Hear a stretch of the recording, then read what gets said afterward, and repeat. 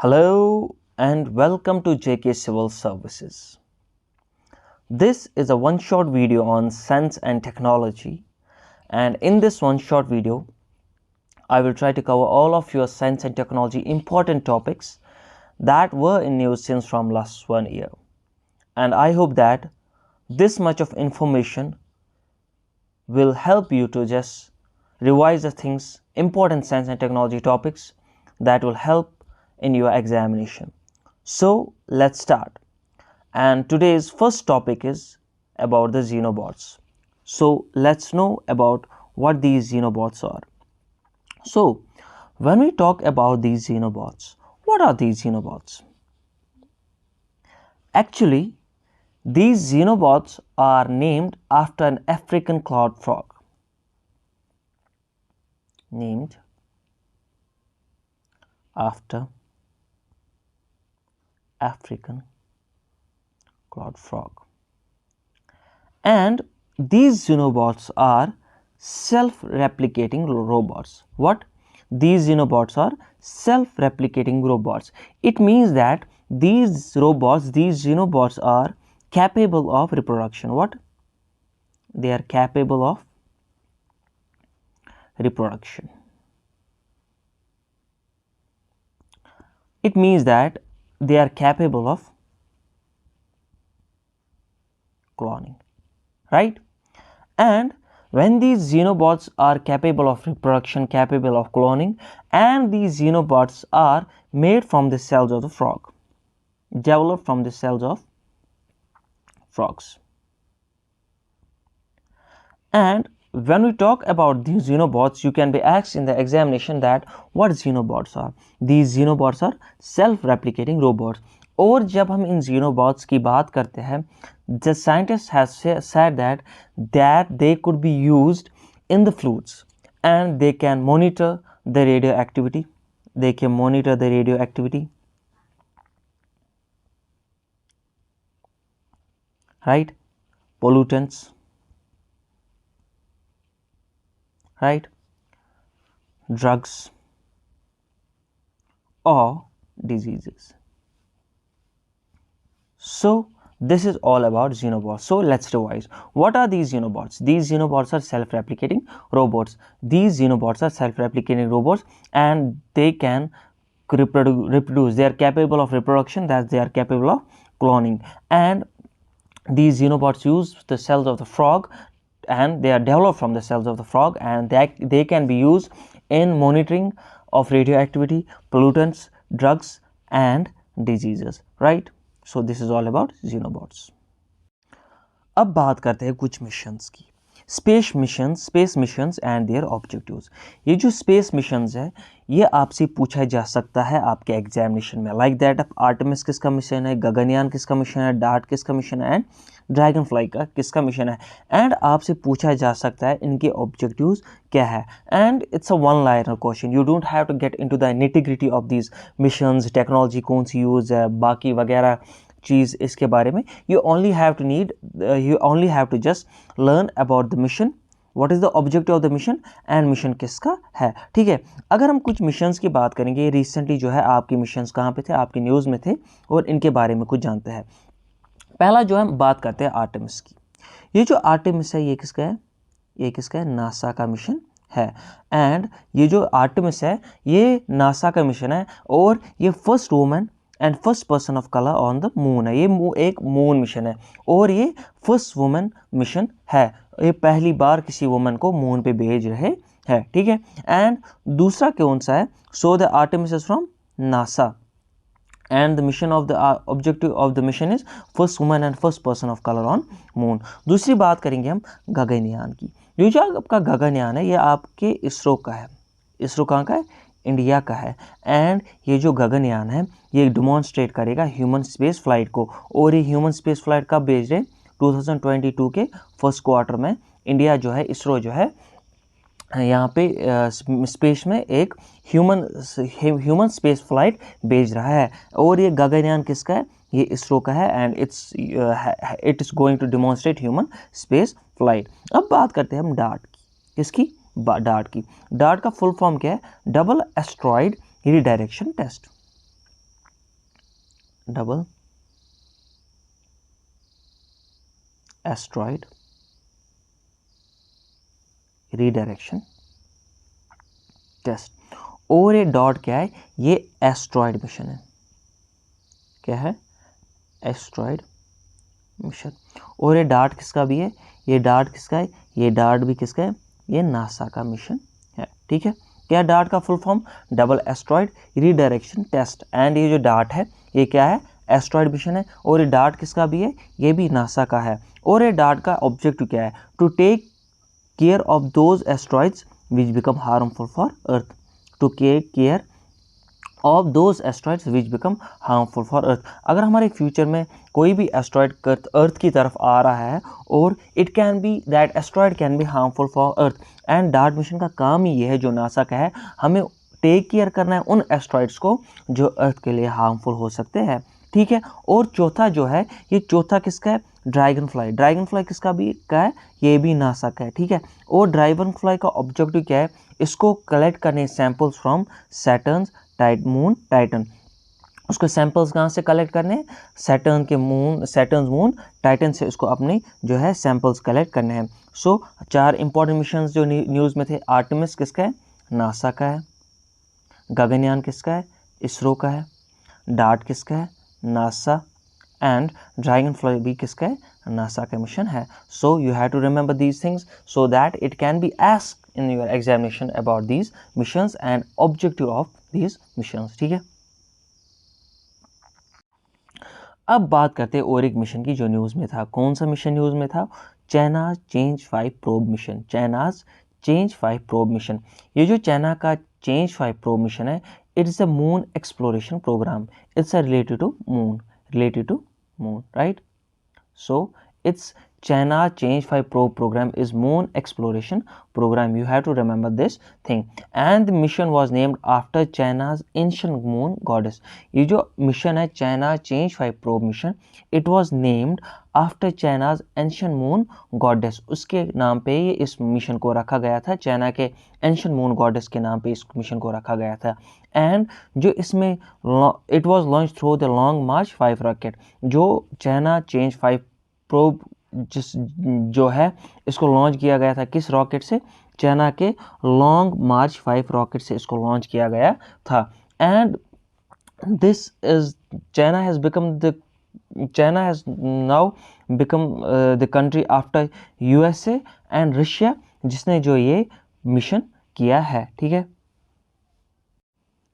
And this is mission जहाँ पे China क्या है, यूएसए और रशिया के बाद चाइना ये बन गई है कंट्री, थर्ड कंट्री जो ये सैंपल्स लाएंगे from the mission. So China has become the third country after USA and Russia to bring samples from the mission. It's all about China Chang'e 5 probe. So this China Change 5 probe किसका है, China का है। It's a moon exploration program and this was named after the Chinese ancient moon goddess and it was launched through the Long March 5 rocket, and China has become the third country after USA and Russia to bring samples from this mission, right? अब बात करते हैं हम Canadian hydrogen intensity mapping experiment telescope के बारे में। इसको हम चाइम टेलीस्कोप भी बोलते हैं। क्या है, Canadian hydrogen intensity mapping experiment chyme experiment telescope, that's also called chyme. अगर ये चाइम है, चाइम का काम क्या है, चाइम का ऑब्जेक्टिव क्या है, it's use to map the intensity of hydrogen. इसको इंटेंसिटी ऑफ हाइड्रोजन की जो है उसका वो मैप करना है। It's use to map the intensity of the hydrogen. अगर हम बात करेंगे दूसरी बात क्या है इस चाइम की, it's a fast radio burst telescope.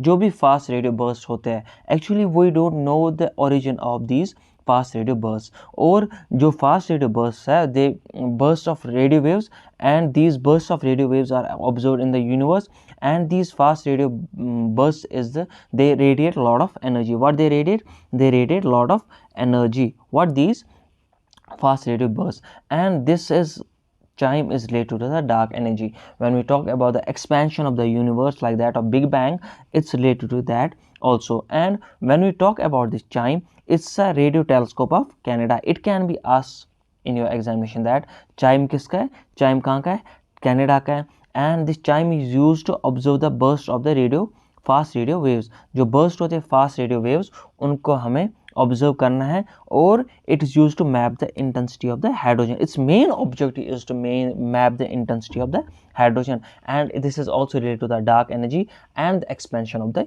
Universe. So this is all about CHIME telescope. अब जो बात करते हैं, हम बात करते हैं अब जेम्स वेब टेलीस्कोप के बारे में. आपने सुना होगा रिसेंटली जो है आपका जेम्स वेब टेलीस्कोप आपके न्यूज़ में था, एंड इस जेम्स वेब टेलीस्कोप के बारे में कुछ जानते हैं. और ये जेम्स वेब टेलीस्कोप जो है ये दिसंबर 2021 में लॉन्च किया गया था. ठीक है, कौन? James Webb telescope. और ये जो जेम्स वेब टेलीस्कोप है ये आपको आइडिया दे सकता है about the early universe. This James Webb Telescope might give you idea about the early universe, and this James Webb Telescope was launched in 2021. So the James Webb Telescope is viewed as a successor of Hubble Space Telescope. जो भी ये जो James Webb Telescope है ये successor किसका है? ये Hubble Space Telescope का सक्सेसर है. ये आपसे पूछा जा सकता है that James Webb Telescope is the successor of Hubble Telescope. And ये जो जेम्स वेब टेलीस्कोप है ये ऑब्जर्व करता है infrared part of the electromagnetic spectrum को. That the observations in the infrared part of the electromagnetic spectrum is by the James Webb Telescope. और ये एक जॉइंट वेंचर, जॉइंट कोलैबोरेशन है किसकी? नासा की, European Space agency and Canadian Space agency का. ये भी आपसे पूछा जा सकता है. James Webb telescope is the collaboration between NASA, European Space agency that's ESA and CSA that's Canadian Space agency. और अगर हम बात करेंगे जेम्स वेब टेलीस्कोप के बारे में, जो जेम्स वेब टेलीस्कोप है इसको कहाँ पे रखा गया था? इसको कहाँ पे रखा गया? इसको लैग्रेंजियन पॉइंट 2 पे रखा गया है. किसको? जेम्स वेब टेलीस्कोप को कहाँ पे रखा गया था? कहाँ पे रखा गया है? लैग्रेंजियन पॉइंट 2 पे. ठीक है,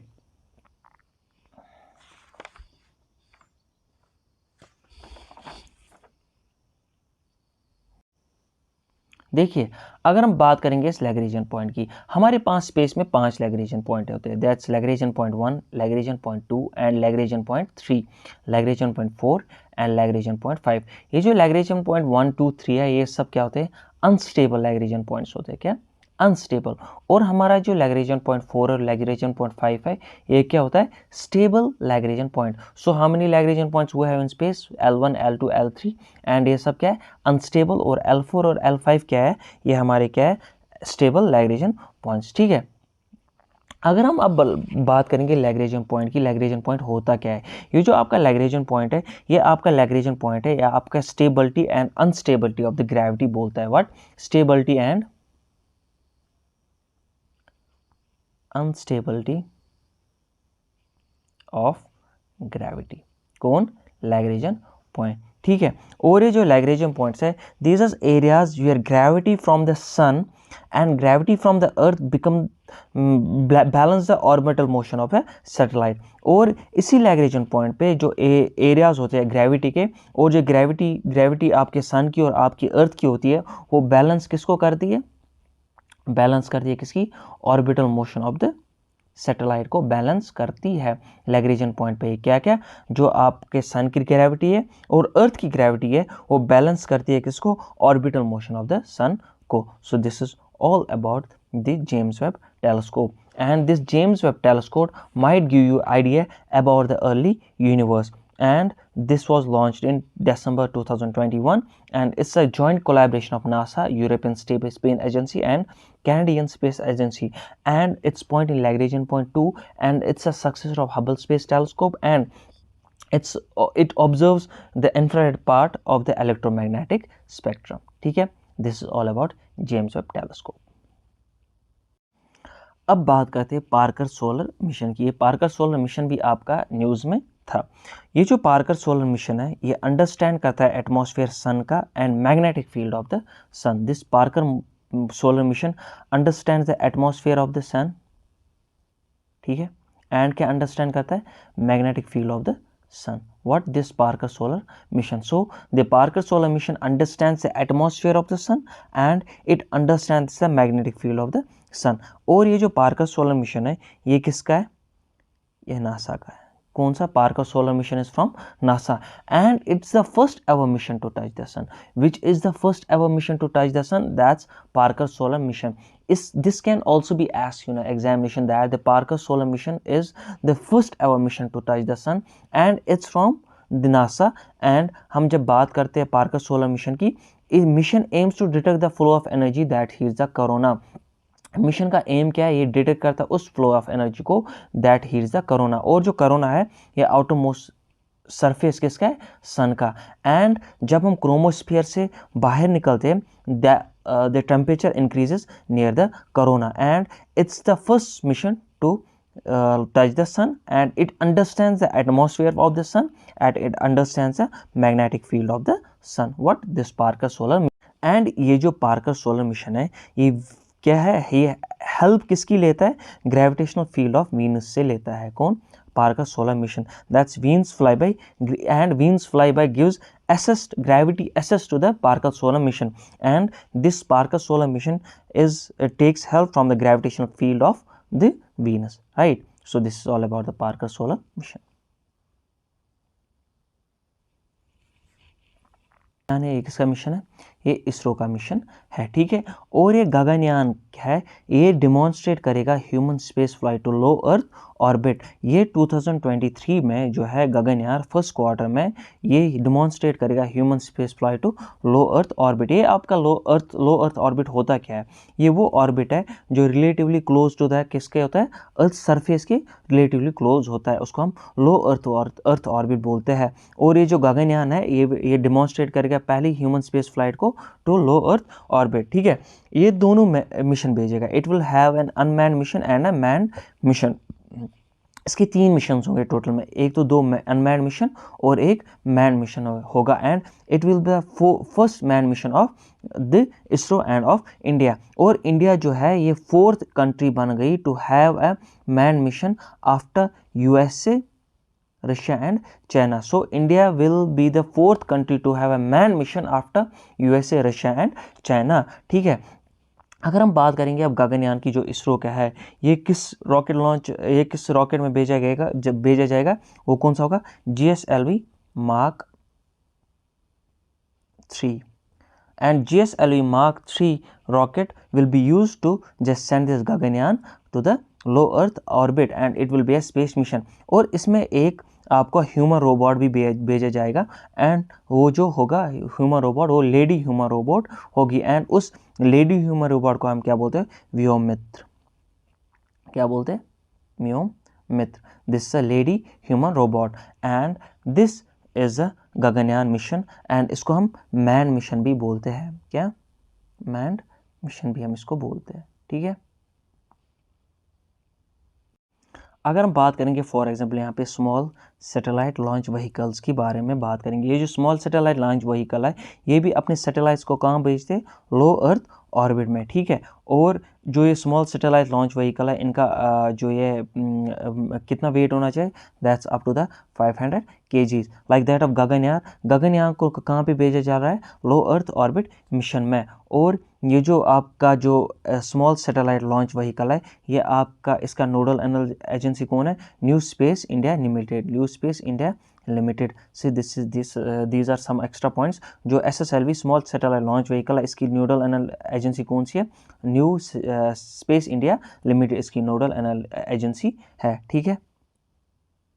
अब बात करते हैं हम गामा रे बर्स्ट के बारे में. ये जो गामा रे बर्स्ट है it was detected by NASA's Fermi gamma ray space telescope. This gamma ray burst it was detected by NASA's Fermi Gamma Ray Space Telescope and these gamma rays burst, these are brightest and most powerful. When we talk about these brightest most powerful things, these waves and after Big Bang के बाद अगर हम बात किसी की करते हैं gamma ray burst की है जो brightest और most powerful होते हैं and these gamma ray bursts they originate supernova. What they originate?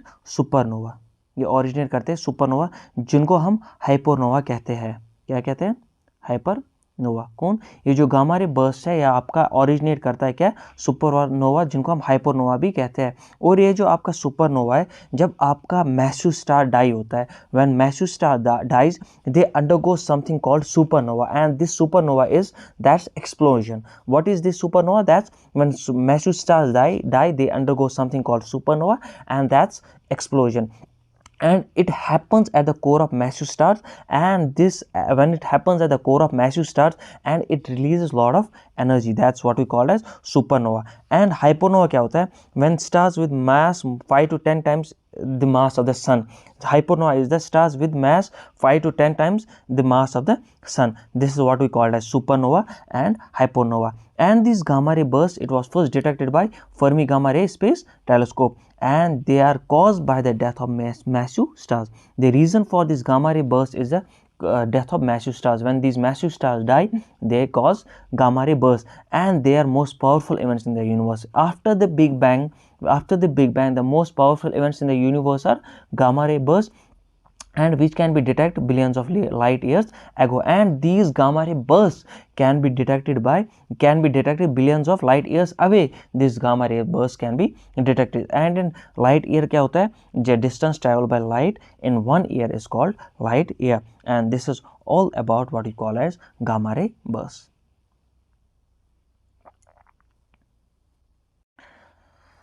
And let's know about the Ryugu and Bennu. These Ryugu and Bennu were recently in news. And what are they? These Ryugu and Bennu are carbon rich asteroids. ये carbon rich asteroids है आपकी, and ये आपके लिए exam में ये question बन सकता है. What are Ryugu and Bennu? These Ryugu and Bennu are carbon rich asteroids. And जो आपका ये जो कार्बन रिच एस्ट्रॉइड्स है, इससे पहले आपका हायाबुसा 2 था, हायाबुसा 2, और ये जापानीज स्पेस क्या है? क्राफ्ट. और इसी हायाबुसा 2 ने जो रिग्यू का है इस एस्ट्रॉइड्स को, इसके सैंपल्स लाए थे. ठीक है. और ऐसे एक दूसरा है जिसको हम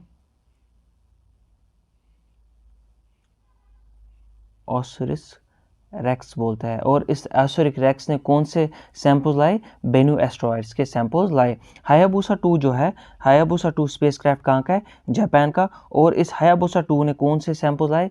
रियुगु एस्ट्रॉइड्स के. और आपका ओसिरिस रेक्स जो नासा का है स्पेसक्राफ्ट, उसने कौन से आपके सैंपल्स लाए? किस एस्ट्रॉइड्स के सैंपल लाए?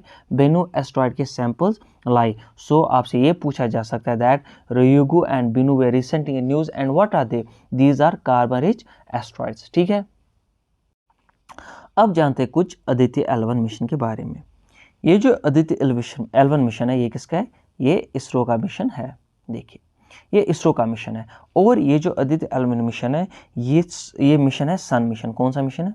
It's a sun mission, and it will go near to the sun to absorb the atmosphere of the sun. Aditya L1 mission, the L1 is the Lagrangian point, and Aditya L1 mission will go near to the sun, and it will absorb the atmosphere of the sun. And ये जो इसरो का है space base astronomy mission है. कौन? Aditya L1 mission is ISRO space base astronomy mission. And एक mission था AstroSat. And ये जो एस्ट्रोसैट है, it was the first space based astronomy mission of ISRO. कौन सा? एस्ट्रोसैट क्या था? इसरो का पहला जो स्पेस बेस्ड एस्ट्रोनॉमी मिशन कौन था एस्ट्रोसैट. और ये जो आदित्य L1 मिशन है, इसको कहाँ पे रखा गया है लैग्रेंजियन पॉइंट 1 पे. And it will study the sun's corona, that the outer surface of the sun, it will study the corona, that's the outer surface of the sun, that's corona. And when we talk about this Aditya L1 mission, it will take its ground support from Aditya L1 will be provided by ARIES. And what is this ARIES? The ground support for Aditya L1 will be provided by ARIES. This ARIES is Aryabhatta Research Institute of Observation and Sciences. This Aryabhatta Research Institute of Observation and Sciences will provide the ground support to this Aditya L1 mission, जो किसका है? इसरो का. And this will study the solar atmosphere of the sun's corona. And when we talk about the solar atmosphere there is a chromosphere, and chromosphere में temperature कितना होता है 5000 to 6000 centigrades, and when we move outside the temperature increases. It means that at the corona the temperature is large. So this Aditya L1 mission will study the atmosphere of sun's corona. And अगर हम बात करेंगे कुछ mission की कौन सा mission किस Lagrangian point पे है, अगर हम L1 पे देखेंगे, L1 दैट्स लैग्रेंजियन पॉइंट 1 पे कौन सा मिशन है, that's Aditya L1, Aditya L1। And अभी हमने देखा दैट L2 पे लैग्रेंजियन पॉइंट 2 पे कौन सा है, जेम्स वेब टेलीस्कोप, ठीक है। और अगर हम L4 की बात करेंगे, that's Lagrangian point 4, it's stable Lagrangian point, and वहाँ पे आपके दो एस्ट्रॉइड्स फाउंड किए जाते हैं। कौन से दो एस्ट्रॉइड्स आपके फाउंड किए जाते हैं, एक तो वहाँ पे आपका 2010 TK7 एंड दूसरा आपका 2020 XL5। ये जो दो एस्ट्रॉइड्स है ये आपके कहाँ पे फाउंड किए जाते हैं, दैट्स लैग्रेंजियन पॉइंट 4 पे फाउंड किए जाते हैं, ठीक है। अब बात करते हैं चंद्रयान 3 के बारे में, कुछ बात करते हैं। ये जो आपका चंद्रयान 3 है, ये किसका मिशन है, ये भी इसरो का मिशन है, ये आपको याद रखना है। जैसे चंद्रयान 3 इसरो का है, गगनयान इसरो का है, आर्टेमिस नासा का है, डार्ट नासा का है, ड्रैगनफ्लाई नासा का है, या आपका जो जेम्स वेब टेलीस्कोप है नासा का है, यूरोपियन स्पेस एजेंसी है, या कैनेडियन स्पेस एजेंसी है। These things you have to remember because these things are important for examination, so these things can be asked in examination, and this Chandrayaan 3 is from ISRO. जब हम इसरो इसकी बात करेंगे, चंद्रयान 3 की बारे में बात करेंगे, ये जो कंसिस्ट करेगा इसमें एक तो लैंडर होगा एंड एक रोवर होगा। ये जो रोवर होता है ये वो व्हीकल है जो that moves around in the planet, is a vehicle that moves around in the planet, that's called a rover. And when we talk about the lander, a lander is a spacecraft, ये जो है that lands softly and then stays there at rest and does all of its functions, जो इसको functions करने होते हैं। this rover is on a motion and the lander stays there at rest, ठीक है। एंड ये जो चंद्रयान 3 है ये कौन सा मिशन है, ये एक आपका मून मिशन है, ठीक है। क्या है, आपका मून मिशन। और ये जो चंद्रयान 3 है ये communicate with the earth, it will use orbiter from the Chandrayaan 2। ये चंद्रयान 2 का ऑर्बिटर यूज करेगा to communicate with the earth. और ये जो चंद्रयान 3 है ये स्टडी करेगा उन dark areas of the moon को, सब सरफेसेस एंड एक्सोस्फीयर को ये मून के स्टडी करेगा। So the Chandrayaan 3 is from ISRO and it's a moon mission, and it will study the dark areas of the moon, सब सरफेस एंड एक्सोस्फीयर। ये जो exosphere है ये आपका outer most layer of the earth atmosphere होता है, और ये एक्सटेंड किस पे करता है, एक्सोस्फीयर से ये एक्सटेंड करता है, and it's located on the top layer of the thermosphere, that's exosphere, ठीक है। और कुछ बात करते हैं हम चंद्रयान 3 के बारे में, ठीक है। देखिए ये जो चंद्रयान 3 है इसमें जो रॉकेट यूज़ किया जाएगा, वो कौन सा रॉकेट होगा आपका, वो आपका GSLV Mark 3 आपका होगा जो इसमें लॉन्च किया जाएगा। और इसका लॉन्चिंग डेट क्या है, इसकी लॉन्चिंग डेट है 2023, इसमें प्लान किया गया है किसके, चंद्रयान 3 के। और ये जो चंद्रयान 3 है it will this GSLV Mark 3 is used to launch communication satellites। क्या GSLV Mark 3 को हम यूज़ करते किसे, टू लॉन्च कम्युनिकेशन सैटेलाइट। अगर हम PSLV की बात करेंगे, पोलर सैटेलाइट लॉन्च व्हीकल की बात करेंगे, तो ये प्रमोट क्या करता है, रिमोट सेंसिंग सैटेलाइट्स को और deliver earth observations. So this is all about the what we call as the Chandrayaan 3, ठीक है। अब बात करते हैं ट्रोजन एस्ट्रॉयड की। ये जो ट्रोजन एस्ट्रॉयड है ये भी रिसेंटली आपकी न्यूज़ में था, एंड ये जो ट्रोजन एस्ट्रॉयड है ये क्या है, ये constant companion to planets in our solar system. These are asteroids and these are common constant companion to planets in our solar systems. And when we talk about this Trojan asteroids are found highest in world at Jupiter, ठीक है। Jupiter में इनको सबसे ज़्यादा पाया जाता है, इनको ट्रोजन एस्ट्रॉयड्स को। एंड एक मिशन है जिससे जो नासा का मिशन है, जिसे हम लूसी मिशन कहते हैं, व्हाट, लूसी मिशन। ये जो लूसी मिशन है किसका है, नासा का मिशन है।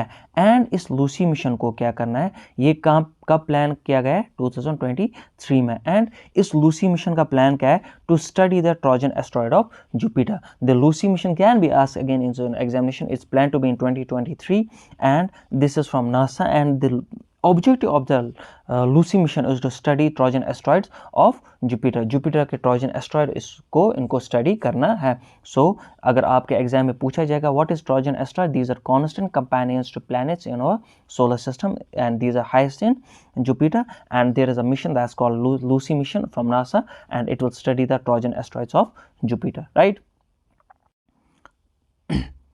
देखिए बात करते हैं अब इंडियन न्यूट्रॉनी ऑब्जर्वेटरी की। ये जो आपका इंडियन न्यूट्रॉनी ऑब्जर्वेटरी ये भी रिसेंटली आपकी न्यूज़ में था। एंड अगर हम बात करेंगे इन न्यूट्रिनोज की, कुछ पहले न्यूट्रिनो के बारे में जानते हैं। और जो आपका न्यूट्रिनो है ये एग्जिस्ट करता है since the birth of the universe. ये जो न्यूट्रॉन्स है यूनिवर्स में है। और अगर हम न्यूट्रॉन्स की यहाँ हम देखेंगे इनका परसेंटेज कितना है यूनिवर्स में, so 0.3% of the neutrons are present in the universe. How much percentage is there, that 0.3%। And जब हम इन न्यूट्रॉन्स की बात करते हैं, they are chargeless, they are massless for all particle processes.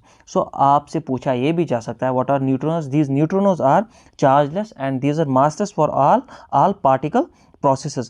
And when we talk about these neutrinos, they are similar, their structure is similar to electrons। जो इनका structure है similar किसके, electrons के similar हैं। and these neutrinos can be produced in nuclear fission reactors। कहाँ पे इनको produce किया जा सकता है, इनको produce किया जा सकता है nuclear fission reactors में, ठीक है, किनको, इन न्यूट्रिनोज को। सो क्या आपने जाना न्यूट्रॉन्स के बारे में, they exist since the birth of universe, they have 0.3% of the universe, ठीक है। They are chargeless and they are massless for all particle processes. In structure, these neutrons are similar to electrons, and these neutrinos can be produced in nuclear fission reactors, ठीक है। कुछ जानते हैं। The observatory is in Tamil Nadu. अगर आपसे पूछा गया जाएगा कि इंडियन न्यूट्रिनो ऑब्जर्वेटरी कहाँ पे, एंड ये जो इंडियन न्यूट्रिनो ऑब्जर्वेटरी कहाँ पे, ये तमिलनाडु में है। And these neutrinos are neutral subatomic particles, they are chargeless, they are massless, and they are neutral. And these neutrinos, they can be affected by electromagnetic force and weak nuclear force, and they can be affected by, when they are chargeless, they can be affected by electromagnetic force and weak nuclear force. So this is all about neutrino observatory. अब बात करते हैं quantum dots की, ठीक है। देखिए जब हम नैनोमीटर्स की बात करते हैं, 1 nanometre is equal to 10⁻⁹ metre. It means that the size of this nano particles are small, ठीक है। और ये जो क्वांटम डॉट्स है, ये क्वांटम डॉट्स क्या है आपके, fluorescent semiconductor crystals. What? These quantum dots are fluorescent semiconductor crystals, and they produce a bright light of radiations. What they produce? Bright light of radiations, ठीक है। And these quantum dots are fluorescent semiconductor device producing bright light of radiations. And when we talk about these quantum dots are nanoscale particles, और ये transport किसको करते हैं, electrons को। So these quantum dots are nanoscale particles and they transport electrons. And when these nanoparticles through which your ultraviolet radiations passed, and they will emit different colors. In nanoparticles में जब ultraviolet radiation pass की जाते हैं, and वो क्या करते हैं, emit करते हैं different colors। और ये जो different colors है, ये predict करते हैं size of the quantum dot। क्या size करते हैं quantum dot का predict, ये करते हैं क्या, these different colors will predict the size of the quantum dot। अगर हम बात करेंगे VibGyor की, and R जो है, and R is red and V is violet. When we talk about the large size, the red has the large size and violet has the smaller size, and it's like this in increasing order, smaller size then size keep on increasing, and the large size is of the that's of the red color, ठीक है। And when we talk about these quantum dots, when we talk about these quantum dots, it means that how many atoms are included in the quantum dot, कितने atoms को include किया जाता है quantum dots में, और वही atoms आपको determine करते हैं the size of the quantum dot। वही atoms आपको determine क्या करते हैं, size of the quantum dot। और ये जो size of the quantum dot determine करता है जो कितने कलर्स एमिट हो जाएंगे because of these ultraviolet radiations. And when we talk about these quantum dots, these quantum dots have large number of applications, like when these are used in consumer electronics में use होते हैं कहाँ पे, quantum dots, carbon nano tubes, graphene में, and जहाँ पे हमारे LEDs और LCDs है वहाँ पे यूज़ होता है बेटर डिस्प्ले स्क्रीन के बारे में. these reducing the size of the integrated circuit transistors because of these nanoparticles, and reducing the power consumption because of these quantum dots, and better network signals because of these nanoparticles. So this is all about quantum dots and the applications of the quantum dots or quantum nanoscale particles. ठीक है, देखिए आप बात करते हैं उन कुछ terms की जो आपकी न्यूज़ में थी, लाइक दैट हमने nano flares, nano sponge and nano chips. What are these terms? ठीक है, nano flares. These nano flares are used for the treatment of cancer. What are these nano flares? These nano flares are used for the treatment of cancer. And nano sponge, these nano sponge are used to remove toxins from the body. If you are in toxins from in the body, we use nano sponge to remove toxins from the body. And when we talk about these nano chips are used to view the arteries and veins in your body to by therefore altering any blockage. If there is any blockage in your body, we use these nano chips to view these arteries and veins, and they are used to remove any blockage in your body. So this is all about the nanoflares used for the treatment of cancer, nanosponge used for to remove toxins from the body, and nanochips are used to view the arteries and thereby altering any blockage in your body. ठीक है, देखिए जानते हैं आपके defence system में कुछ आपका जो है अग्नि प्राइम क्या है आपका, ये आपकी रिसेंटली न्यूज़ में था.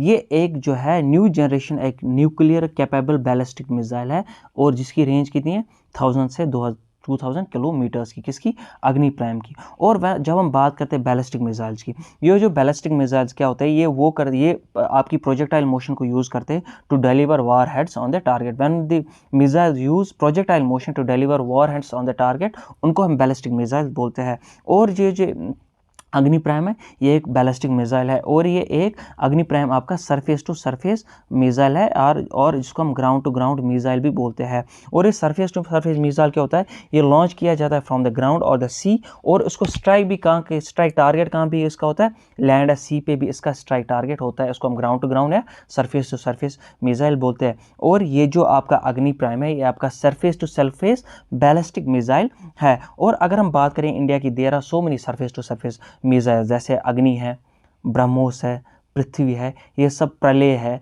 ये सब आपके क्या है, ये आपके सब सरफेस टू सरफेस या ग्राउंड टू ग्राउंड मिसाइल्स है. और अगर हम ऐसे दो मिसाइल्स है जो अग्नि और पृथ्वी है, ये इंडिया के दो मेन न्यूक्लियर मिसाइल्स है. क्या, इंडिया के दो मेन न्यूक्लियर मिसाइल कौन कौन सा है, एक तो अग्नि है और एक पृथ्वी है. और जो ये अग्नि प्राइम है ये किसका है, ये DRDO का है. ये भी आपसे पूछा जा सकता है, DRDO का है, इसरो का है, नासा का है, और जो अग्नि प्राइम कहाँ का है, ये आपके DRDO का है. और ये जो अग्नि प्राइम है ये सक्सेसर किसका है, अग्नि 1 और अग्नि 2 का ये सक्सेसर है. कौन, Agni prime. It's from DRDO, that's Defence Research and Development Organisation. और ये जो अग्नि प्राइम है it's based on canisterisation technology. ये जो कैनिस्टराइजेशन टेक्नोलॉजी है ये प्री प्रिपेयर्ड मिसाइल होता है, और प्रीपेयर्ड मिसाइल में ही ऑलरेडी डन होता है और उसी से यूज़ किया जाता है. और इसकी जो लॉन्चिंग होती है वो मिसाइल की लॉन्चिंग क्विकली होती है, उसको हम कैनिस्टराइजेशन टेक्नोलॉजी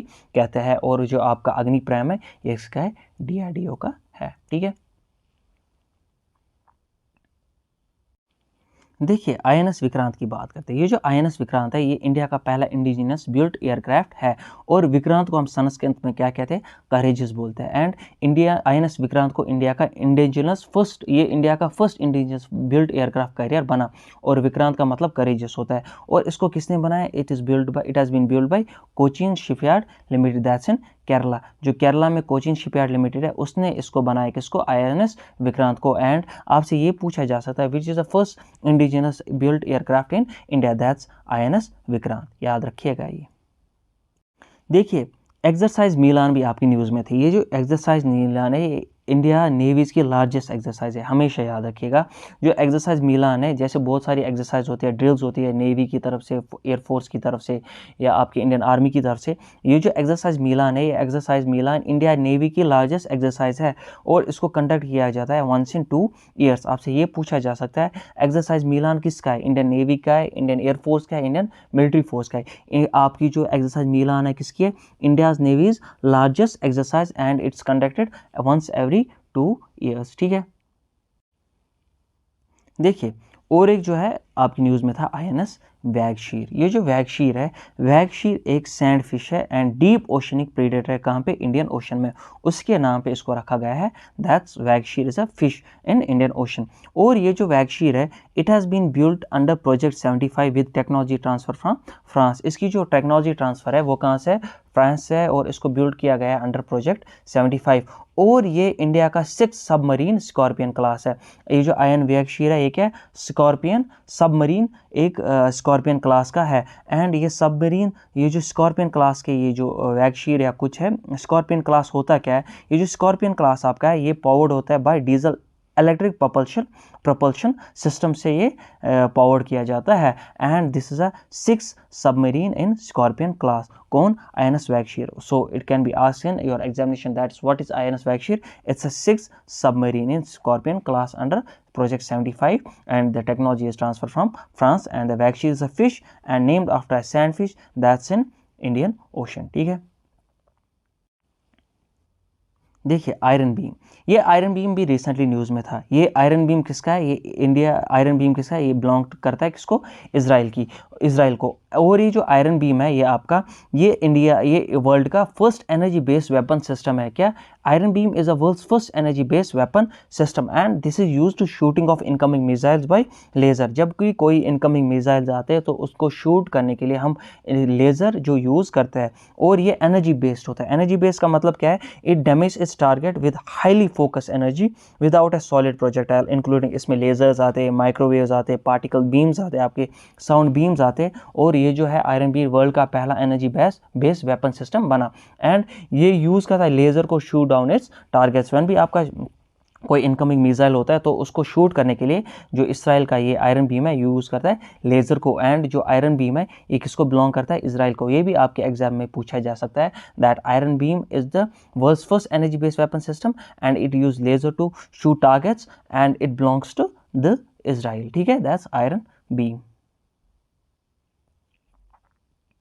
और इसी के साथ एक और प्रोजेक्ट है जिसको हम प्रोजेक्ट चीता भी बोलते हैं। और ये प्रोजेक्ट चीता जो है ये भी कहाँ का है? इसराइल का। और इंडिया ने और जो ये प्रोजेक्ट चीता है, जो इनका ये अपग्रेडेशन ऑफ ह्यूरॉन ड्रोन्स है, जो ह्यूरॉन ड्रोन्स है वो उनको क्या करना है? उनको ह्यूरॉन ड्रोन्स पे लेज़र गाइडेड एम्यूनेशन डालना है। और वो किसके अंडर आता है? प्रोजेक्ट चीता के अंदर। और ये प्रोजेक्ट चीता भी कहाँ का है? ये भी इसराइल का है। ठीक है, चलिए अब बात करते हैं ब्रह्मोस की। ये ब्रह्मोस किसका है? ये डीआरडीओ एंड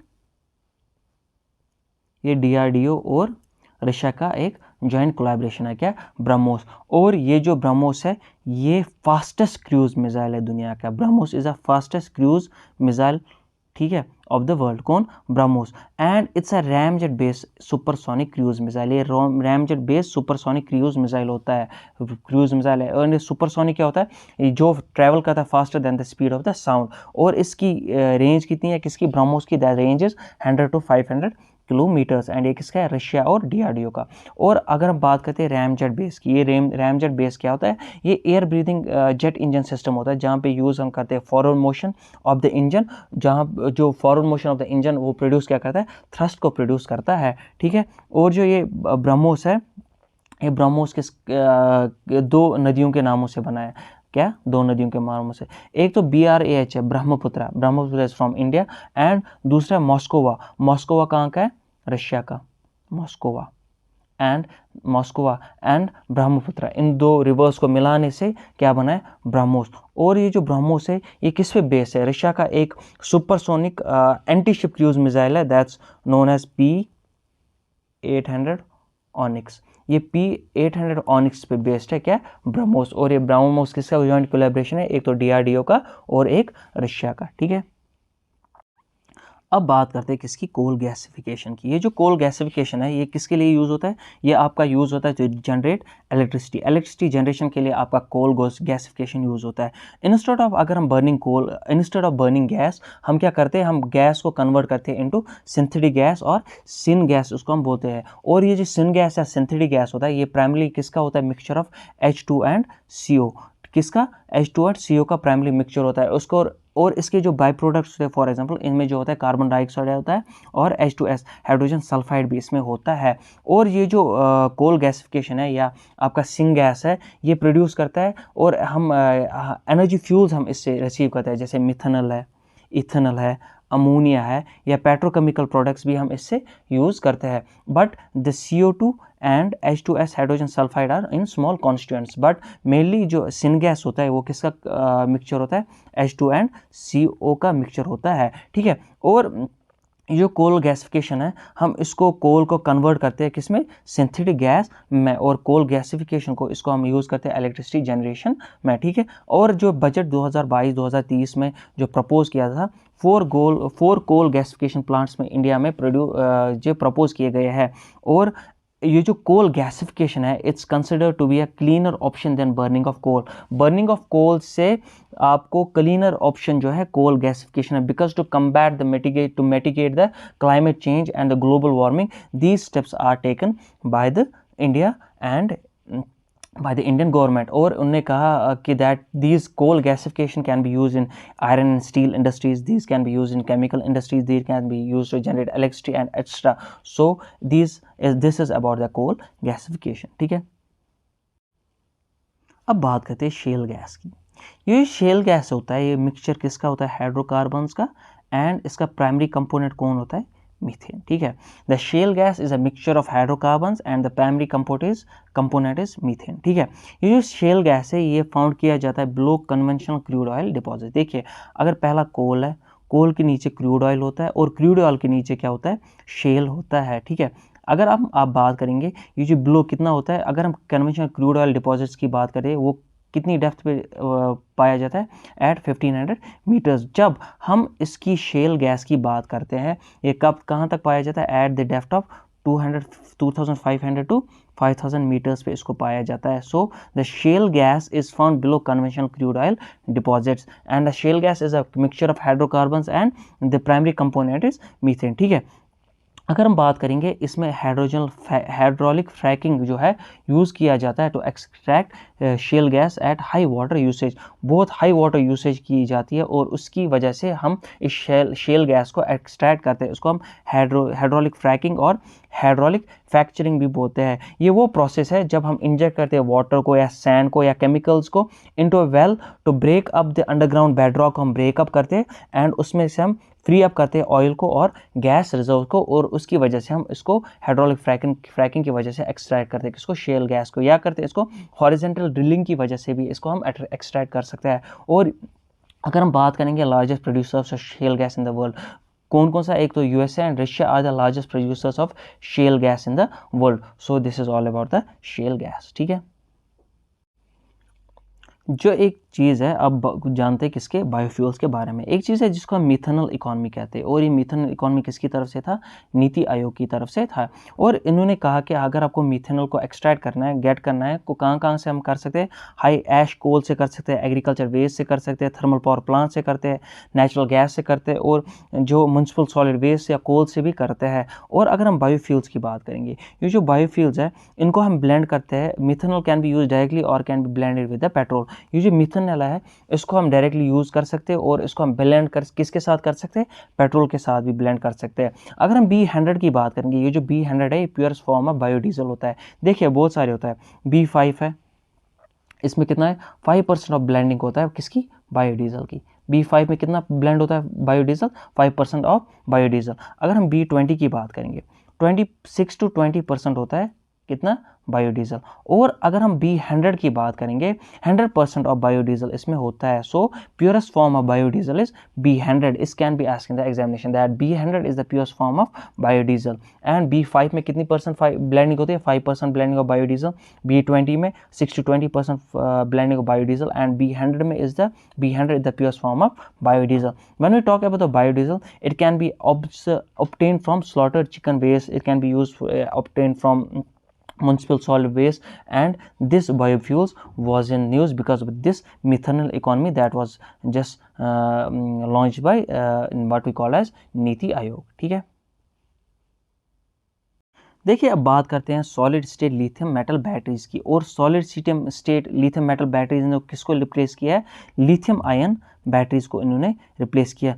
क्यों लिथियम आयन बैटरीज को रिप्लेस किया? बिकॉज अगर हम लिथियम आयन बैटरीज की बात करेंगे, वो फ्लेमेबल ज़्यादा थे, उनमें लिमिटेड रेंज थी उनमें। दूसरा, उनका हाई चार्जिंग टाइम था, हाई चार्जिंग टाइम, एंड उनकी जो एनर्जी थी लो एनर्जी डेंसिटी थी। बट अगर हम solid state lithium metal batteries की बात करेंगे, इनको हम एनोड लिथियम मेटल भी बोलते हैं। Because at this solid state lithium metal battery जो है, इनको ये नॉन फ्लेमेबल है, इनकी गुड रेंज है, रेंज इनकी अच्छी है, एंड इनका जो वेरी लो चार्जिंग टाइम है as compare to the lithium ion battery जहाँ पे हाई चार्जिंग टाइम था। Solid state lithium metal batteries में क्या है? वेरी लो चार्जिंग टाइम, और इनकी जो है हाई एनर्जी डेंसिटी है। ठीक है, कि इनकी solid state lithium metal batteries की। देखिए unlike lithium ion battery, it does not have risk of explosion और फायर। इसमें जो रिस्क है, रिस्क एक्सप्लोजन नहीं है, एक्सप्लोजन का और फायर का इसमें रिस्क नहीं है। Unlike lithium ion batteries, it use solid electrolyte. ये कौन सा यूज़ करता है? सॉलिड इलेक्ट्रोलाइट यूज़ करता है। And it does not need a separator. इसको सेपरेटर की ज़रूरत नहीं है, जैसे हमें सेपरेटर की ज़रूरत कहाँ पड़ती है? लिथियम आयन बैटरीज में। एंड इसकी जो हायर एनर्जी डेंसिटी है, इसकी एनर्जी डेंसिटी क्या है? Higher as compare lithium ion battery जहाँ पे एनर्जी डेंसिटी लोअर होती है। ठीक है, देखिए अब जानते हैं कुछ क्वांटम कंप्यूटिंग के बारे में। ठीक है, देखिए अगर हम बात करेंगे नॉर्मल कंप्यूटर्स की, हमारी जो नॉर्मल कंप्यूटर्स है वो क्या करते हैं? हर एक कंप्यूटर अपना ओन लैंग्वेज यूज़ करता है। जैसे हमारी अपनी अपनी मदर टंग है, हम डिफरेंट लैंग्वेज को अंडरस्टैंड करते हैं। ऐसे कंप्यूटर की जो है, कंप्यूटर्स भी अपनी अलग अलग ही लैंग्वेज रिकग्नाइज करती है और यूज़ अंडरस्टैंड करती है। जैसे वो लैंग्वेज किसकी होती है? 0 और 1 की। और उस लैंग्वेज को हम बोलते हैं, जब 0 और मेकअप करते थिंग्स, जिनको हम बिट्स बोलते हैं। और जो कंप्यूटर करता है अंडरस्टैंड, किसको करता है अंडरस्टैंड? बिट्स को अंडरस्टैंड करता है, दैट्स 0 एंड 1। और इन्हीं बिट्स को जो कंप्यूटर वो कन्वर्ट करता है, हमारी जो लैंग्वेज हमारी डिस्प्ले पे आती है, उस लैंग्वेज को कन्वर्ट करता है। ठीक है, ये जो है नॉर्मल कंप्यूटर्स की बात। और जो नॉर्मल कंप्यूटर्स के, ये बिट्स को कंप्यूट करता है, और इफ ये जो बिट्स है उनको ही कंप्यूट करता है। देखिए बट जो इन कंप्यूटर्स की, नॉर्मल कंप्यूटर्स की बात होती है, इनकी स्पीड जो होती है बहुत ही लो होती है। ठीक है, और इनमें एरर्स ज़्यादा होते हैं। फॉर एग्जांपल अगर हम बिट्स की बात करेंगे, ये जो फॉर एग्जांपल अगर एक नॉर्मल कंप्यूटर क्या करे, वो 3 बिट्स यूटिलाइज करे, and the number of states are 2 number of states and 3 bits are utilized, that the total number of states utilized will be 8। कितने यूटिलाइज होंगे स्टेट्स? 8। कौन कौन सा? फॉर एग्जांपल ऐसे स्टेट्स यूटिलाइज होंगे 0 0 0 0 0 1 0 1 0 1 0 0 1 0 1 1 1 0 0 1 1 एंड 1 1 1। इट मीन्स दैट हर एक जो आपका ये है, आपका जो हर एक स्टेट है, उसमें फॉर एग्जांपल अगर 1 सेकंड लगे, तो आपके 8 स्टेट में कितने सेकंड्स लगेंगे? 8 सेकंड्स लगेंगे। फॉर एग्जांपल अगर आपके 2 स्टेट्स है और आपके बिट्स फॉर एग्जांपल 4 है, दैट्स इक्वल टू 16। ठीक है, तो आपके स्टेट्स कितने हैं? 4 है। सो इट मीन्स दैट अगर एक स्टेट में 1 सेकंड लगता है, तो 16 स्टेट्स में कितने लगेंगे? 16 सेकंड्स लगेंगे। But this is not in the case of when we talk about the quantum computing. और ये क्वांटम कंप्यूटिंग है, आपका यूज़ करता है क्यूबिट्स को। ये जो क्यूबिट्स है, ये भी लैंग्वेज ऑफ 0 एंड 1 ही है। क्या है? 0 एंड 1 की लैंग्वेज है, but they compute things differently. देखिए ये जो आपका नॉर्मल कंप्यूटर्स है, ये सीक्वेंसली आपके जो है वो परफॉर्म करते हैं आपके फंक्शंस। बट यहाँ पे जो क्वांटम कंप्यूटिंग में आपका सीक्वेंशियल नहीं, भाई आपका पैरेलली जो होता है फंक्शंस होते हैं। एंड इसकी वजह से आपका अगर 16 स्टेट्स होंगे, 12 स्टेट्स होंगे, या कितने भी स्टेट्स होंगे, आपका जो स्पीड ऑफ द कंप्यूटर्स है, स्पीड ऑफ द फंक्शन है, वो सेम ही रहता है। फॉर एग्जांपल आपका 2⁻³ है, 8 स्टेट्स है एंड 3 बिट्स यूज कर रहा है। इट मीन्स दैट यहाँ का 8 स्टेट्स में एक ही सेकंड्स में ये होगा। अगर आपका 16 स्टेट्स है, इट मीन्स दैट आपका 16 सेकंड्स की बजाय एक ही सेकंड में होगा। It means that the speed of the computers remains the same, and this quantum computer use qubits. ठीक है, and when we talk about the normal computers, जब normal computers keep on increasing their just functions, तो उसकी speed decrease होती है। But the quantum computers में speed क्या रहती है? सेम स्पीड रहती है। और अगर हम क्वांटम कंप्यूटर्स की बात करेंगे, इनका जो है अभी डेवलपमेंटल स्टेज में है, और जो क्वांटम कंप्यूटर्स की मोस्टली हम क्या डिस्कस करते हैं, इनकी स्पीड को डिस्कस करते हैं। एंड जैसे गूगल ने कहा है, गूगल एक क्वांटम कंप्यूटर डेवलप कर रहा है, उसने कहा कि जो आपका एक नॉर्मल कंप्यूटर 10,000 सालों में आपका वो फंक्शंस क्रिएट करेगा, फंक्शंस करेगा, वो जो क्वांटम कंप्यूटर है 200 सेकेंड्स में, that's equal to nearly about to 4 minutes में वो करेगा। This is the speed of the quantum computers. And जो हम क्वांटम कंप्यूटर्स की बात करेंगे, these use qubits to store information, ठीक है। और नॉर्मल कंप्यूटर्स में क्या होता है, बिट्स की वजह से स्टोर इन्फॉर्मेशन होती है। एंड जब हम क्वांटम कंप्यूटर्स की बात करते हैं, इनमें जो स्पीड होती है लेस होती है एज कंप्यूटर, सॉरी, जो क्वांटम कंप्यूटर्स लेस एरर्स होते हैं as computer the normal computers. Normal computers में जो है एरर्स ज़्यादा हो सकते हैं। और जब हम क्वांटम कंप्यूटर्स की बात है, these are not errorless but they have very less errors. और हम जब बात करते हैं क्वांटम डिकोरेंस की, क्वांटम डिकोरेंस का होता है जब जो क्वांटम कंप्यूटर आपका लूज़ करता है आपकी जो क्यूबिट्स की प्रॉपर्टी, और उसकी वजह से आपकी स्पीड डाउन होती है, और उसको हम क्वांटम डिकोरेंस कहते हैं। और ये जो क्वांटम कंप्यूटर्स है आपकी लेस टाइम यूज़ करता है, ठीक है। एंड नीति आयोग ने भी एक रिपोर्ट डाली थी related to the quantum computers. हमारे इंडिया में जो है नेशनल क्वांटम कंप्यूटिंग मिशन है, डीआरडीओ ने टेस्ट किया था, हमारा क्वांटम की डिस्ट्रीब्यूशन उन्होंने टेस्ट किया था। हमारे डिफेंस सिस्टम यूज़ कर रहे हैं अभी quantum computer in their communication technology. So the quantum computers have lot of applications, right.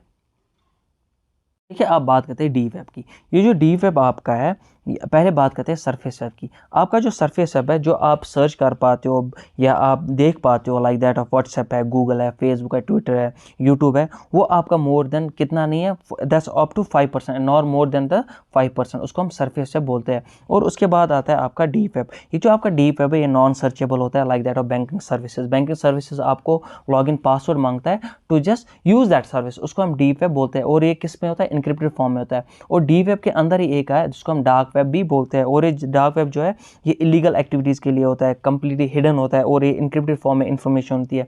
और ये डीप वेब का, डार्क वेब कहाँ है, डीप वेब के अंदर है, ठीक है। देखिए, ये जो डार्क नेट है, dark net is that part of the deep web which is inaccessible through traditional search engine and normal browsers. ये आपका डार्क नेट है, इनएक्सेसिबल होता है आपके ट्रेडिशनल इंजन्स और नॉर्मल ब्राउजर से, and it's in encrypted form, and आपका ये हिडन होता है। एंड ये जो डीप वेब है, ये आपके सरफेस वेब का कोई भी पार्ट नहीं है, ठीक है। Deep web is not part of your surface web. And ये जो पासवर्ड प्रोटेक्टेड वेबसाइट्स होते हैं इंक्लूडिंग बैंकिंग सर्विसेज, ये पार्ट है आपकी किसकी, डीप वेब है। क्योंकि फॉर एग्जाम्पल आपका अगर सब्सक्रिप्शन लिया, फॉर एग्जाम्पल नेटफ्लिक्स किया, अमेजॉन किया, डिज्नी प्लस हॉटस्टार किया, जी की, और आपको वहाँ पे सब्सक्रिप्शन में आपका लॉगिन मान रहा है, और जब हम आपका किसी भी लॉगिन मांगे वहाँ पे, it means that it comes under the deep web. और फॉर एग्जांपल आपकी बैंकिंग सर्विसेज, आप इंटरनेट बैंकिंग करते हो और आपको वहाँ पे अपना पासवर्ड देना पड़ता है लॉगिन करने के लिए, and that's inaccessible without the password, तो उसको वो भी किस में आता है, डीप वेब में आता है। और जो डीप वेब है वो प्रोवाइड करता है इन्फॉर्मेशन किस में, इनक्रिप्टेड फॉर्म में इन्फॉर्मेशन प्रोवाइड करता है। देखिए, यहाँ पे आपका सरफेस वेब है, सरफेस में आपका विकीपीडिया, बिंग, न्यूयॉर्क टाइम्स है, गूगल है, Facebook, Amazon, Twitter, wired, the guardian, ठीक है। अगर हम डीप वेब की बात करते हैं, डीप वेब में आपका क्या आता है, डीप वेब का आपका क्या आता है, एक तो आता है मीडिया रिकॉर्ड्स आती है, सब्सक्रिप्शन इन्फॉर्मेशन, जैसे मैंने बोला बैंकिंग सर्विस, नेटफ्लिक्स है, अमेजॉन प्राइम है, डिज्नी प्लस है, गवर्नमेंट रिसोर्स है, legal documents, financial records, scientific records. And dark web में आपका क्या आता है, ये जो डार्क वेब है इसमें आता है आपका अनियन साइट्स। अनियन साइट्स वो साइट्स होती है जो आपकी रजिस्टर्ड, नॉट रजिस्टर्ड साइट्स है, और these are hidden services, hidden sites, ठीक है। और ये टॉप लेवल जो है इंटरनेट डोमेन को यूज़ करते हैं by an anonymous websites on dark web, और इसको एसेस किससे करते हैं, टॉर ब्राउज़र से एसेस करते हैं, ठीक है। टॉर ब्राउज़र से उसको एसेस करते हैं। और डीप वेब में डार्क वेब में क्या आता है, अनियन साइट्स आती है, direct trafficking, human trafficking, political protest, private communication, like that of pornography, this comes all under the dark web, ठीक है। देखिए, रिसेंटली आपकी न्यूज़ में था chimeric antigen receptor T cell therapy. ये जो chimeric antigen receptor T cell therapy है, ये आपकी रिसेंटली न्यूज़ में था, एंड ये breakthrough in the treatment of blood cancer. किसमें, breakthrough in the treatment of blood cancer. देखिए, जब टी सेल्स की बात करते हैं, ये जो आपकी टी सेल्स है, आपकी पैथोजेंस को क्या करते हैं, डिस्ट्रॉय करते हैं आपके पैथोजेंस को। और आपकी जो बी सेल्स होती है, वो बी सेल्स क्या होती है, बी सेल्स आपकी प्रोड्यूस करती है antibodies. So this chimeric antigen receptor T cell, जिसको हम CAR-T सेल थेरेपी भी बोलते हैं, CAR-T थेरेपी बोलते हैं, वो किस में यूज़ होता है, ये ट्रीटमेंट ऑफ ब्लड कैंसर में होता है। और टी सेल्स का यूज़ है, they destroy pathogens, and B cells का क्या काम है, दे प्रोड्यूस एंटीबॉडीज, ठीक है। देखिए रिसेंटली न्यूज़ में था डार्क जीनोम। ये जो डार्क जीनोम है ये जनरेट करता है प्रोटीन्स को और आपके ब्रेन में जनरेट करता है प्रोटीन्स को, और वो जो प्रोटीन्स है वो vital that are very harmful for the brain development, और ये इंक्रीज करता है किसका, बाइपोलर डिसऑर्डर को और स्किज़ोफ्रेनिया में आपका वो रिस्क है पर्सन का। कौन कौन सा, एक तो बाइपोलर डिसऑर्डर हो सकता है इसको एक पर्सन में, और स्किज़ोफ्रेनिया है। और ये जो बाइपोलर डिसऑर्डर स्किज़ोफ्रेनिया है ये दोनों क्या है, मेंटल इलनेस है, और ये किसकी वजह से है, ये डार्क जीनोम की वजह से है। और जो आपके प्रोटीन्स, कुछ वाइटल प्रोटीन्स आपके ब्रेन में डेवलप करता है, और उसकी वजह से आपके ब्रेन का डेवलपमेंट जो होता है वो कम होता है। This called what we called as dark genome. ठीक है, देखिए राइस फोर्टिफिकेशन की बात करते हैं। ये फोर्टिफिकेशन होता क्या, जैसे रिसेंटली सेंट्रल गवर्नमेंट ने कहा है स्टेट गवर्नमेंट्स को दैट आपको अपने स्टेट्स में जो अवेयरनेस प्रोग्राम्स वर्कशॉप्स करने हैं कि उनको आपको बताना है कि फोर्टिफाइड राइस की क्या बेनिफिट्स है। और ये फोर्टिफिकेशन क्या होता है, देखिए ये फोर्टिफिकेशन होता है जब एडिशन करते हैं की वाइटामिन और मिनरल्स को या माइक्रोन्यूट्रिएंट्स को, जैसे कि आयरन है, आयोडीन है, zinc, vitamin A, vitamin D, अपने स्टेबल फूड्स में हम सच एज स्टेबल फूड में क्या क्या आता है, राइस है, आपका मिल्क है, सॉल्ट है, और हम उनका जो है न्यूट्रिशनल ये कंटेंट जो है उनका इंक्रीज करते हैं। इसीलिए गवर्नमेंट ने कहा है आपको जो है राइस फोर्टिफाई करना है, क्योंकि इंडिया जो नीड क्यों है राइस फोर्टिफिकेशन की या मिल्क फोर्टिफिकेशन या सॉल्ट फोर्टिफिकेशन की क्यों नीड है, बिकॉज इंडिया का जो है very high level of mall nutrition है, किसमें, वुमेन और चिल्ड्रन में। और रिसेंटली जो है ग्लोबल हंगर इंडेक्स जो है, ग्लोबल हंगर इंडेक्स 2021 में जो रिपोर्ट आई थी, इंडिया सिर्फ हुआ 94 पोजीशन है, कितनी पोजीशन पे, 101 पोजीशन है किसकी, इंडिया की, किसमें, ग्लोबल हंगर इंडेक्स में। इसकी वजह से गवर्नमेंट का है वो have to fortify the rice. और राइस फोर्टिफिकेशन वो प्रोसेस होता है जब ऐड करते हैं micronutrients like that of iron है, फोलिक एसिड है, विटामिन ए है, विटामिन B12 है, विटामिन डी है, मिनरल्स है, आयोडीन है, जिंक है, और उसको हम फोर्टिफिकेशन, राइस फोर्टिफिकेशन कहते हैं। और इसमें जो और ये जो राइस फोर्टिफिकेशन है इसमें जो आपके मैंडेटरी माइक्रोन्यूट्रिएंट्स है, कौन सा, आयरन है, फोलिक एसिड है, और विटामिन B12 है। और एडिशनल आपका ऑप्शनल भी इसमें माइक्रोन्यूट्रिएंट्स ऐड कर सकते हो, जैसे जिंक है, आयोडीन है, विटामिन ए है, थायमीन है, इन चीज़ों को आप भी ऐड कर सकते हो। ऐड ये रेगुलेशंस किसने दी है, food safety and standards fortification of foods regulation 2018, इसने FSSA ने, FSSR ने दी है, food safety and standards of fortification of food regulation act 2018 ने दी है। देखिए रिसेंटली आपकी न्यूज़ में कुछ था, जैसे OC43 HKU1 229E और NL63, ये आपकी न्यूज़ में था। और ये क्या है, ये wild variant of corona virus है। अगर हम बात करेंगे सार्स वायरस की, ये जो सार्स वायरस है, ये सार्स कोरोना वायरस, ये क्या है, कोरोना वायरस, ठीक है। और मर्स से दूसरा corona virus, MERS corona virus, that's MERS corona virus. But हम जो कोविड-19 की बात करते हैं वो क्या है, सार्स CoV-2। ये जो सार्स CoV कोरोना वायरस 2 है, इसको हम क्या बोलते हैं, इसको हम बोलते हैं कोविड-19। But SARS corona virus is different from SARS corona virus 2, and the SARS corona virus 2 is that's what we called as कोविड-19। और ये जो सार्स कोरोना वायरस आया था कहाँ पे आया था, चाइना में। एंड ये जो मर्स कोरोना वायरस आया था ये कहाँ पे आया था, सऊदी अरेबिया में आया था। और ये ह्यूमंस में ट्रांसफर किया गया था, किसमें, कैमल्स की वजह से, ठीक है। यहाँ भी आपका वेरिएंट्स ऑफ कोरोना वायरस है। अगर न्यू वायरस कोरोना वायरस में देखेंगे वो शेयर करता है 85% ऑफ द सिमिलरिटी किसकी, मर्स कोरोना वायरस की, in the genome sequence of, and it does not interact with the human receptors, human receptors के साथ इंटरेक्ट नहीं करता है। अगर हम मर्स कोरोना वायरस की बात करेंगे, ये ट्रांसफर किया गया था humans through infected animal, camels, कहाँ पे, सऊदी अरेबिया में। और ये corona virus 19 is an infection disease cause by SARS corona virus 2 virus. और जो कोरोना वायरस 19 कोविड-19 हुआ था, जो इन्फेक्शन डिजीज है वो किससे कॉज किया गया था, सार्स कोरोना वायरस 2 वायरस की वजह से। और एक वेरिएंट था जिसको हम BA.2 बोलते हैं, और ये BA.2 है, सब वेरिएंट किसका है, ओमिक्रॉन का। ये भी आपसे पूछा जा सकता है दैट BA.2 इज अ सब वेरिएंट ऑफ ओमिक्रॉन, SARS-CoV-2 या मर्स किसका है, ये किसका है, ओमिक्रॉन का सब वेरिएंट है, कौन, BA.2।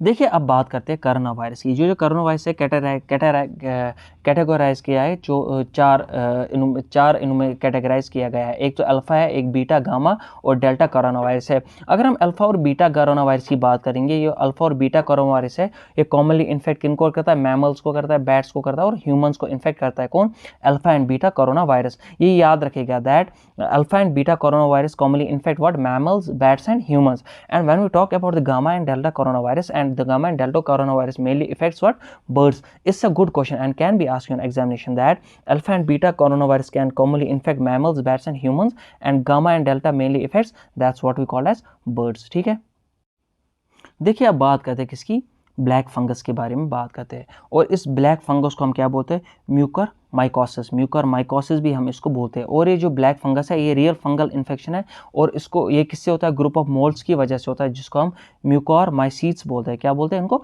म्यूकोरमाइसीट्स बोलते हैं। ब्लैक फंगस को क्या बोलते हैं? म्यूकोरमाइकोसिस भी हम इनको बोलते हैं। और इसमें जो ब्लैक फंगस में होता है, इसमें सिम्टम्स होते हैं, फेशियल स्वेलिंग है, नेजल कंजेशन है, और हेड एक जो है इसका जो है सिंपल सिम्टम्स है। और ये म्यूकोरमाइसीट जो आपके हो ये लिव करते throughout the environment and they are universal, they are all over in nature, आपके ऑल ओवर होते हैं प्रेजेंट किसमें? एनवायरनमेंट में। ठीक है, अगर हम बात करेंगे कुछ और फंगसेस की, जैसे आपका है कौन कौन सा है आपका, फॉर एग्जांपल ब्लैक फंगस है, वाइट फंगस है और येलो फंगस है। ये जो ब्लैक फंगस, वाइट फंगस और येलो फंगस है ये एक सिमिलर कैटेगरी में आते हैं। किसमें? सिमिलर कैटेगरी में आते हैं। और इनमें से जो सबसे डेडलीस्ट वायरस है जो है वो है वाइट फंगस, जिसकी मोर्टेलिटी रेट सबसे ज़्यादा है। किसकी है?